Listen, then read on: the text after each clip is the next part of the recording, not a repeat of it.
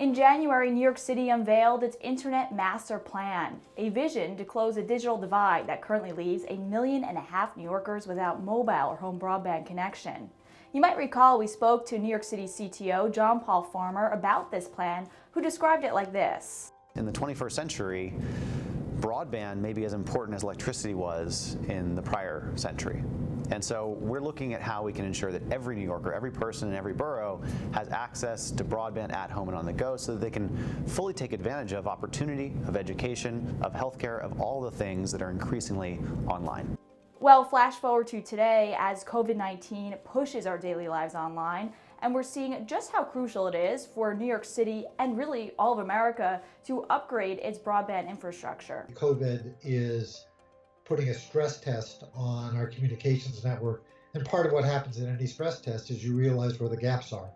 And I think as a country, we're realizing that we need much higher levels of connectivity everywhere. That's Blair Levin, a fellow with the Brookings Institute. He also played a role in developing the National Broadband Plan with the FCC in 2010. Well, a decade later, we're a country of about 327 million people, and research finds that 100 million Americans still don't have access or can't afford the FCC's definition of broadband. The FCC, in my view, started with an ideological, partisan political narrative, not a plan.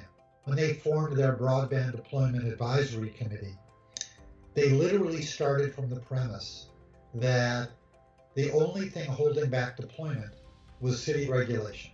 There may well be some regulations that hold back deployment, but I would never start there. I would say, well, let's study the problem. And by the way, when other countries have studied the problem, they come up with different solutions.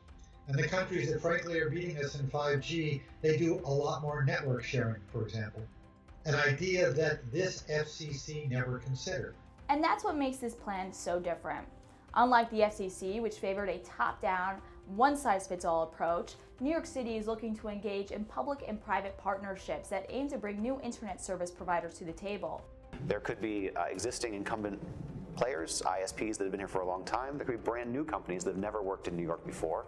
And similarly, this could be a combination of technologies that we're all familiar with. It could be brand new technologies that are just being created now. Now, the city has previously said it will roll out the first steps of the plan over the next 18 months, starting with an invitation to private companies that will be tasked with finding new ways to use the city's assets. Agencies will also coordinate on establishing a new regulatory environment, and $70 million in seed investment from the government will be used to build new infrastructure. But what impact will COVID-19 have on all of this implementation? The experience of COVID is going to drive all policy decision making. And what I think you're going to see is an acceleration of efforts to close all the coverage gaps. One is coverage of actual networks. And in the case of New York, networks cover everything.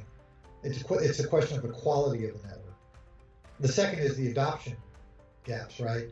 There are lots of people in New York who either can't afford it or don't know how to use it, whatever. That is going to drive the policy once we get through the crisis. Now, COVID-19 is also expected to influence the demand and market opportunities for 5G. Stay tuned for our next story when we explore that on the 5G Exchange.